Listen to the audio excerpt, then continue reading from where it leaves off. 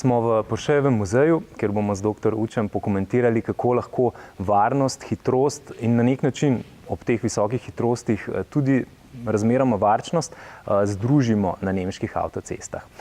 Dr. Utsch, hallo, wie geht's? Hallo, danke. Ich habe die erste Frage.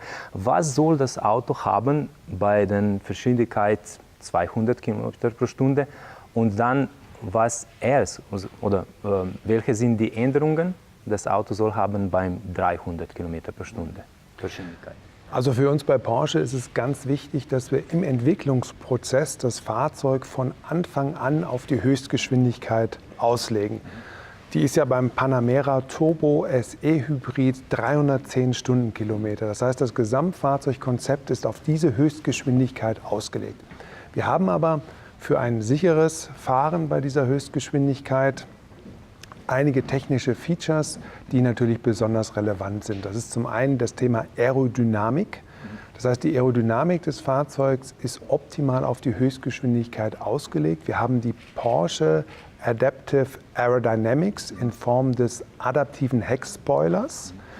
Und wenn man sich jetzt mal nur beispielhaft vor Augen führt, dass bei der Höchstgeschwindigkeit in der Performance-Stellung des Heckspoilers wir einen Delta-Anpressdruck auf der Hinterachse von ungefähr 200 Kilo erzeugen können. Das ist natürlich ganz wichtig, um eine Fahrstabilität auch bei Höchstgeschwindigkeit realisieren zu können. Dann ein weiteres Merkmal beim Panamera Turbo SE Hybrid sind natürlich die speziell entwickelten Reifen für die Höchstgeschwindigkeit. Wir haben also an der Hinterachse 325er Reifen, die speziell für diese hohe Geschwindigkeit entwickelt worden sind. Der Luftdruck, ein ganz wesentliches Merkmal der Reifen, die einzige Verbindung zwischen Fahrzeug und Straße. Da gibt es einen Hochgeschwindigkeitsluftdruck, der entsprechend den Reifen optimal auf diese hohe Geschwindigkeit vorbereitet. Und natürlich das Thema Fahrwerk.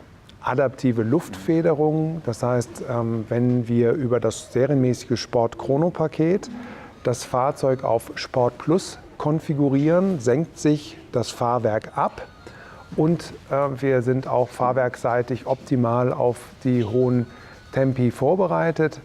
Und natürlich auch ein ganz wichtiger Aspekt sind das Thema Unterbodenverkleidung, was ja noch zur Aerodynamik gehört. Und wenn Sie schnell fahren, wollen Sie auch möglicherweise schnell bremsen. Das heißt, natürlich. Die serienmäßige PCCB, Porsche Composite Ceramic Brake, die also als Keramikbremse für Best-in-Class-Bremsperformance sorgt. In Deutschland ist eine Autobahn von 1940, oder? In Slowenien von 1974. Wie wichtig ist das, da ist kein Geschwindigkeitslimit von dem Start für die Entwicklung von das Auto und werde Porsche 300 fahren, wenn von dem Start da war ein 130 Speedlimit? Also sicherlich werden es immer weniger Strecken in Deutschland, die noch ohne Speedlimit, ohne Geschwindigkeitslimit freigegeben sind. Aber für die Entwicklung des Fahrzeugs ist natürlich relevant, ob ich ein Autobahngeschwindigkeitslimit habe oder nicht. Wir sehen aber, nach meinem Kenntnisstand ist Deutschland das einzige Land ohne Speedlimit. Aber unsere Fahrzeuge verkaufen sich ja auch hervorragend in USA, wo wir flächendeckend ein Speedlimit haben, oder in China beispielsweise.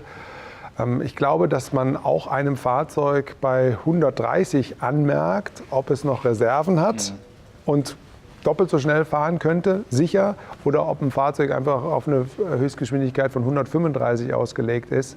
Ich glaube, das spürt man, auch wenn man nicht Vollgas fährt.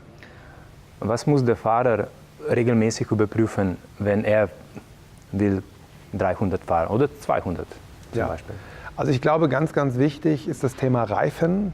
Und es kann natürlich je nach Straßenbeschaffenheit oder wenn ich an Nägel denke oder irgendwelche Steine, die den Reifen beschädigen können auf der Straße, ist es ganz, ganz wichtig sicherzustellen, dass die Reifen in einem einwandfreien Zustand sind. Sicherlich ein ganz wichtiges Feature auch im Fahrzeug ist das Thema Reifendruckkontrolle, wo Sie ja in Echtzeit permanent überprüfen können, ob der Reifen Fülldruck stimmt. Und ansonsten, also das sind die wesentlichen Dinge, die zu berücksichtigen sind. Was ist mit der Ölkrise, das war in die frühen Jahrhundert und jetzt, dass alle denken über Natur und die CO2 oder NOx. Was machen Sie? Weil mit Schnellgeschwindigkeiten sind ja nicht so gutes Luft, oder?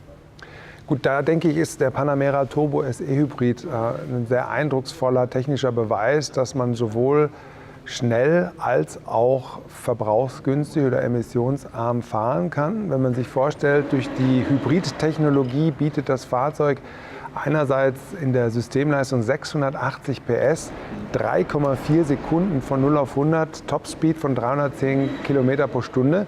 Auf der anderen Seite ist das Fahrzeug auch in der Lage, bis zu 50 Kilometer Reichweite lokal emissionsfrei zu fahren. Wir sprechen im neuen europäischen Fahrzyklus von lediglich einem Verbrauch von 2,9 Litern. So ist es möglich, sowohl einen wirklich Hochleistungssportwagen mit den Fahrleistungen zu bieten, aber andererseits auch die Möglichkeit zu bieten, dass man rein elektrisch fahren kann. Wenn ein neuer Kunde kommt zum Porsche Salon, sagen Sie, wenn er kauft ein Auto, Sie haben ein Track Day oder Sie können zu unserem Training kommen, dass wir zeigen, was Ihr Auto kann machen und was Sie mit dem Fahren gefühlt könnten haben. Sagen Sie das oder soll er das allein machen? Das ist in Verantwortung unserer weltweiten Tochtergesellschaften. Ich weiß, sowohl in England beispielsweise als auch in Holland ist das so. Wenn ein Kunde einen neuen Porsche kauft, bekommt er ein Fahrsicherheitstraining. Und wir haben ja an immer mehr Standorten Porsche Driving Experience Center, so zum Beispiel in Silverstone in England.